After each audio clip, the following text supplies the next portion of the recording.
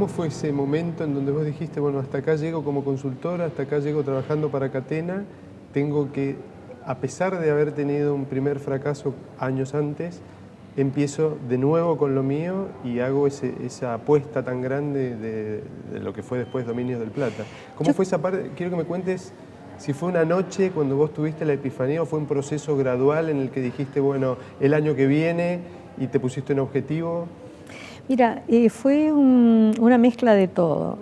Primero la frustración de asesorar en empresas y tener muy claro qué es lo que había que hacer, y cuando los dueños me pedían que no, quisiéramos algo que estuviera más cerca de lo que ellos venían haciendo y no nos iba bien en el mercado, claro, para mí era una frustración enorme porque me sentía responsable. Aunque viste que dicen que los consultores nunca son responsables porque ellos dan la opinión, la idea y luego la responsabilidad está en el técnico que está a cargo. Pero yo me sentía responsable de eso, de no haber sido lo suficientemente convincente para que tomaran estas ideas que eran innovadoras. Eso fue por un lado. Por otro lado, lo que yo había ahorrado y guardado de la venta de mi primer bodega, fue justo cuando fue el 11 de septiembre en Estados Unidos y se vinieron abajo todos los mercados, y lo que yo tenía ahorrado, que ya llegaba a una suma muy importante, se perdió todo con la caída de los mercados. No se perdió todo, pero me quedó menos que con lo que habían comenzado. Y yo ya venía con la idea de hacer la bodega, entonces yo estaba buscando inversores, socios, y era como que mi conocimiento, mis ideas era lo que menos valía, lo que valía era el dinero, ¿no? Entonces un buen día yo dije, bueno, si yo no creo en mi propio proyecto, ¿quién va a creer? Entonces invertí esos ahorros que tenía en Estados Unidos en comenzar muy de abajo, pero muy de abajo, y de a poco comprando la tierra, plantando el viñedo. Debo decir que el doctor Catena fue muy generoso porque me regaló todas las plantas para ese viñedo. Yo en ese momento ya estaba casada con Pedro Marcheski, que él trabajaba para Catena, pero él siguió trabajando en Catena y yo comencé la bodega.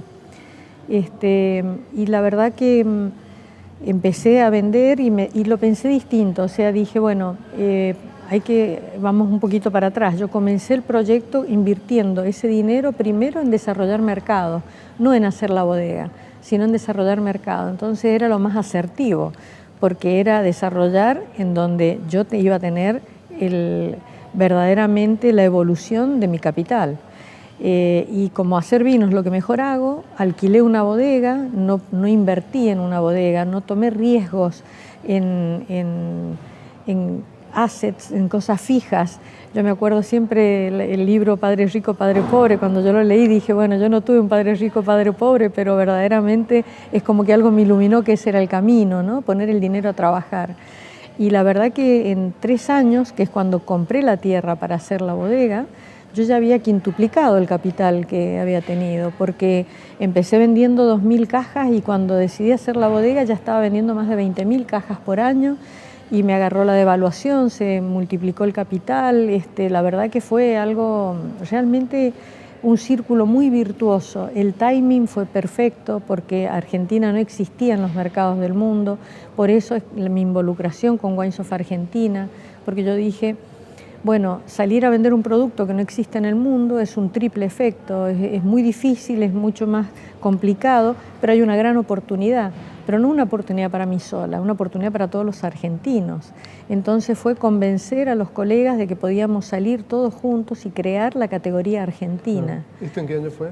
Esto fue en el año 2003 y 2004, cuando fui elegida emprendedora Endeavor.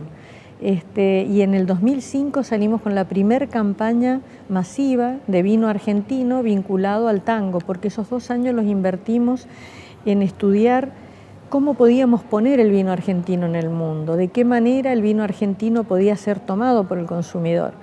Y fue terrible porque el primer estudio de mercado era que Argentina no existía en la mente del consumidor, ni siquiera sabían que producíamos vino y éramos el 5º productor mundial en ese momento.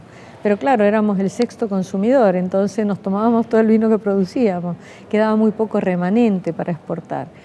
Entonces, una consultora nos aconsejó atarnos a algo cultural, como era el tango, que sí estaba en la mente de todo el mundo y se lo identificaba con Argentina. Se estudió el polo, se estudió el fútbol era muy controversial por las rivalidades que generaba, el polo se lo tomaba como que era muy elitista, entonces no tenían cabida o espacio los vinos del entry level. Y la verdad que fue una decisión muy acertada lo del tango, porque verdaderamente fue una campaña muy exitosa y Argentina empezó a crecer muy fuertemente y cada vez más bodegas entraban en la Asociación de Vinos de Argentina. Cuando yo entré a Vinos de Argentina como presidente, éramos 80 bodegas y se hacían 7 actividades por año.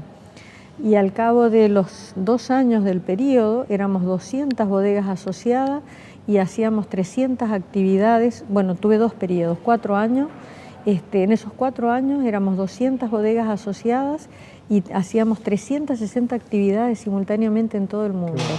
Entonces, de estar en 7, 8 mercados pasamos a estar en 35 mercados. Hoy Wines of Argentina está en 100 y pico mercados.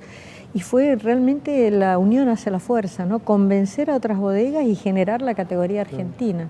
Y cambiamos de un market share del 0,5% al 3,5%, ¿no? En el mundo, del mundo. Entonces Argentina pasó a ser importante, pasó a ser el niño de moda, el new kid on the block, y eso fue, bueno, y mi bodega fue creciendo con todo eso.